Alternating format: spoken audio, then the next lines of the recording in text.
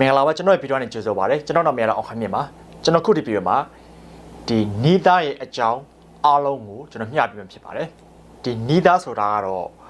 မမှန်ကန်ကန်အသုံးပြုတတ်ဖို့ရနဲ့နားလည်ဖို့ရဒါနည်းနည်းရှုပ်ထွေးတဲ့စကားလုံးဖြစ်ပါတယ်ဒါပေမဲ့မစိုးရင်ပါနဲ့ကျွန်တော်ဒီဗီဒီယိုမှာ Nither ရဲ့အကြောင်းကိုတတ်နိုင်တဲ့လောက်အရှင်းလင်းဆုံးဖြစ်အောင်မျှပေးသွားမှာဖြစ်ပါတယ် So are you ready Let's go ဒီစကားလုံးရဲ့အသုံးပြုပုံကိုမပြောရင်ဒီစကားလုံးရဲ့အတန်အတွက်ကိုပြပြချင်ပါတယ်ဒီစကားလုံးကိုကျွန်တော်တို့ UK English မှာဘယ်လိုထွက်လဲဆိုရင် Nither လို့ထွက်ပါတယ် US English မှာတော့ Nither လို့ထွက်ပါတယ်ကိုယ်ပါစက်နဲ့အဆင်ပြေတာကိုထွက်လို့ရပါတယ်ဟိုမှမှားနဲ့ဒါမှမှားတယ်ဆိုတော့ပေါ့ Nither လို့အတန်ထွက်တာရော Nither လို့အတန်ထွက်တာရောကနှစ်ခုစလုံးကမှန်ပါတယ်ဒါကိုယ်ပါစက်နဲ့အဆင်ပြေတာကိုရွေးပြီးတော့ထွက်လို့ရပါတယ်နော်ဟုတ်ပြီအဲ့ဒါဆိုရင် Nither ဆိုတာပါလဲဘယ်လိုသုံးပြီးလဲဆိုတာကိုဆက်ပြီးလေ့လာကြည့်အောင်နော် Nither ဆိုတာကျွန်တော်တို့ရွေးချယ်စရာတွေနှစ်ခုဖြစ်လည်းဖြစ်မယ်ဒါမှမဟုတ်နှစ်ခုတည်းပိုးတဲ့ရွေးချယ်စရာတွေဖြစ်မယ်အဲ့ဒီရွေးချယ်စရာတွေအားလုံးကအစင်မပြေဘူးမကောင်းဘူးလို့ပြောချင်တဲ့ခါမှာသုံးပါတယ်ရတော့အဖြစ်တော့ဒီရွေးချယ်စရာနှစ်ခုရှိတဲ့အဲ့နှစ်ခုလုံးကမကောင်းဘူးအစင်မပြေဘူးအလုံးမဖြစ်ဘူးလို့ပြောချင်တဲ့ခါမှာသုံးပါတယ်နော်ဥပမာ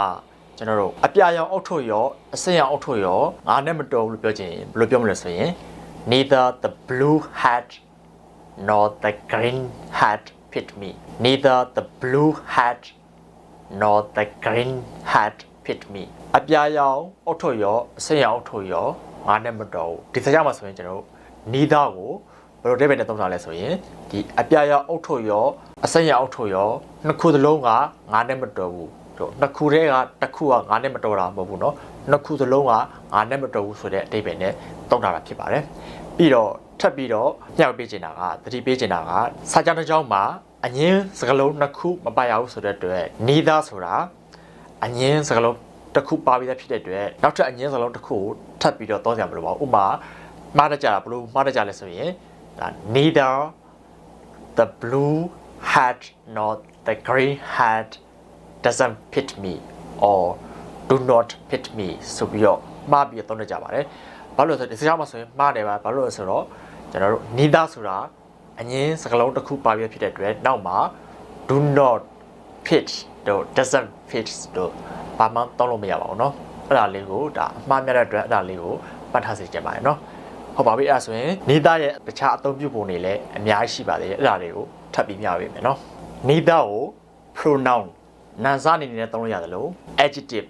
နာမဝိသေသနာသုံးလို့ရပါတယ်ပြီးတော့ adverb ကရိယာဝိသေသနာအနေနဲ့လည်းသုံးလို့ရပါတယ်အဲ့ဒါတွေကိုသိပြီလားမသိသေးရင်ဒါ Neither ကိုအဲ့ဒီလိုနာမ်စားတွေ adjective တွေ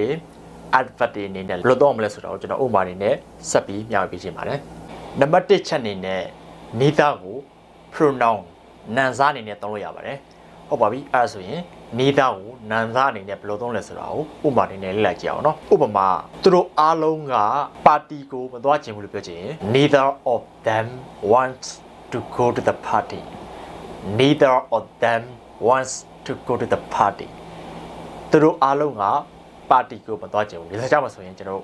Neither ကိုသူတို့အားလုံးရဲ့အစားနာမ်စားအနေနဲ့သုံးတာဖြစ်ပါတယ်အဲ့ဒီလို Neither ကိုဒါ pronoun အနေနဲ့နာမ်စားအနေနဲ့သုံးလို့ရပါတယ်ပြီးတော့ထပ်ပြီးတော့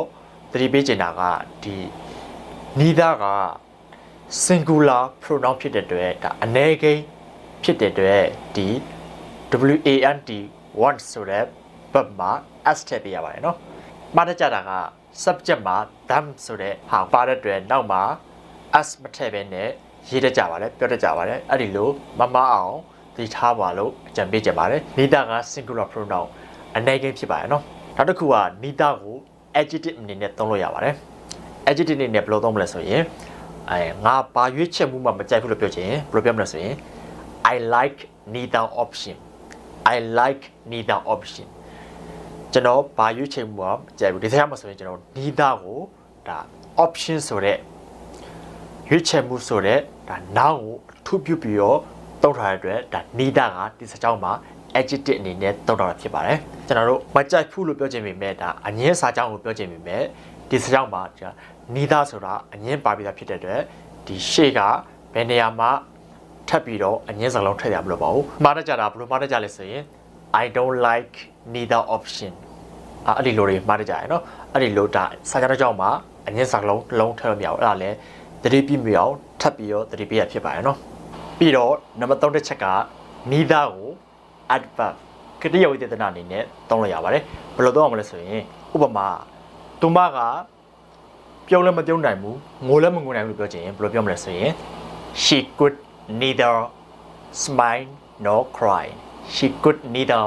smile nor cry သူမကပြုံးလည်းမပြုံးနိုင်ဘူးငိုလည်းမငိုနိုင်ဘူးဒီစကားမှာဆိုရင်ကျွန်တော်တို့ Nither က smile နဲ့ cry ဆိုတဲ့ကရိယာတွေကိုအထူးပြုထားတဲ့အတွက် Nither ကကရိယာဝိသေသနာ adverb အနေနဲ့သုံးထားတာဖြစ်ပါတယ်နော်ပြီးတော့နောက်တစ်ခုထပ်ပြီးတော့မျှဝေပေးချင်တာကဒီ Nither ကို question မိကုပုံစံတွေသုံးတဲ့အခါမှာဘယ်လိုအခြေအနေမှာသုံးလို့ရလဲဆိုရင်အဖြေကသူက negative မကောင်းတဲ့အဖြေတွေကိုပဲ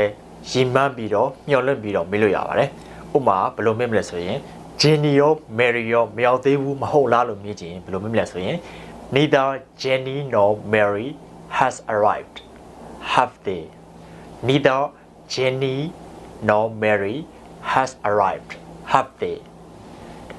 Jenny ရော Mary ရောမရောက်သေးဘူးမဟုတ်လားဒီစားမှာဆိုကျွန်တော် Neither ကိုဘယ်လိုသုံးလာလဲဆိုရင်ဒါ Jenny ရော Mary ရောမရောက်သေးဘူးဆိုတာကိုမျှော်လင့်ထားတယ်အဲ့လိုချင်းနေမျိုးမှာကိုကမျှော်လင့်ပြီးတော့ဒါ Neither ကိုသုံးပြီးတော့မေးတာဖြစ်ပါတယ်ဟုတ်ကဲ့ပါကျွန်တော်မျှဝေပေးခြင်းတဲ့ဒီ Nither ရဲ့အကြောင်းကတော့ဒီလောက်ပါပဲဒီဗီဒီယိုလေးကိုကြည့်ရှုအဖြစ်Nither ရဲ့အကြောင်းကိုတည်တည်ချာချာသုံးပြတော့မယ်နားလည်သွားမယ်လို့ပြောလင့်ပါတယ်အမြဲလေ့ကျင့်နေခြင်းကပုံမတိုးတက်စေရဆိုတဲ့စကားအတိုင်းပဲကျွန်တော်မျှပေးထားတဲ့ Nither ရဲ့အကြောင်းကိုကိုယ့်ရဲ့နေတဲ့သုံးစာပြောတွေမှာပြန်လည်သုံးပြပြီးတော့ပြောခြင်းအဖြစ်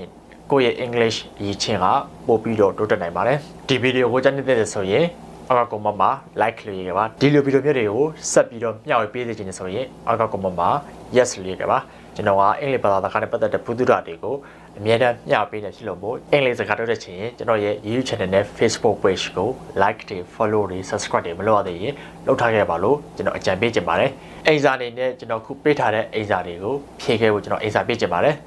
So see you in the next video bye bye